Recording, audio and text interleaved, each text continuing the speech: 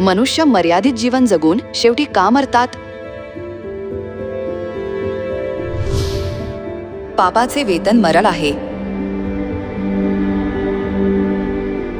Bible सांगते की आपण आपल्या पापांमुळेच मरतो. जर आपल्या पापांची क्षमा झाली, जरी आपले देह नष्ट झाले, तरी आपले आत्मे सर्व काळ जिवंत राहतील.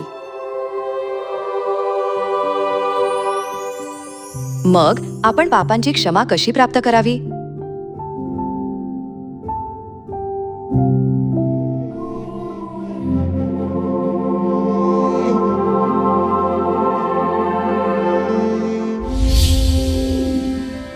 पापांच्या क्षमेसाठी पश्चातापाचा बाप्तिस्मा घ्यावा अशी घोषणा करत बाप्तिस्मा करणारा योहान अरण्यात प्रकट झाला. तेव्हा सगळा यहुदिया देश व सर्व येरुशलेमकर त्याच्याकडे लोटले आणि त्यांनी आपापली पापे पदरी घेऊन यार्देन नदीत त्याच्यापासून बाप्तिस्मा घेतला. आपल्यासाठी उदाहरण म्हणून येशूने पापांच्या क्षमेचा बाप्तिस्मा घेतला.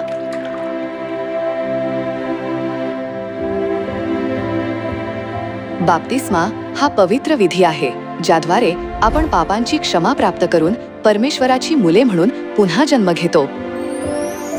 मग आपण बाप्तिस्मा कधी घेतला पाहिजे?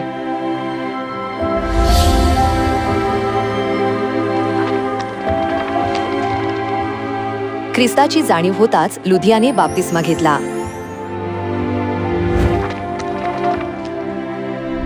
इथिओपियन षंडाचा रस्त्यात लगेच बाप्तिस्मा झाला.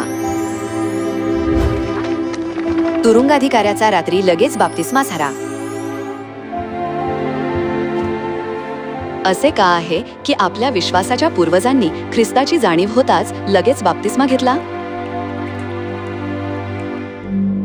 कारण त्यांनी परमेश्वराच्या अभिवचनावर विश्वास ठेवला होता की बाप्तिस्म्याद्वारे पापांची क्षमा मिळाल्यास जरी त्यांचे शरीर नाश पावले तरी त्यांचे आत्मे अनंतकाळ जिवंत राहतील. म्हणूनच पापांची क्षमा करण्याचा आणि अनंतकालिक जीवन देण्याचा अधिकार असलेल्या तारणकर्त्याच्या नावाने बाप्तिस्मा घेतला जातो. तुम्हाला तारणकर्त्याचे नाव माहीत आहे का? पिता, पुत्र आणि पवित्र आत्म्याचे नाव?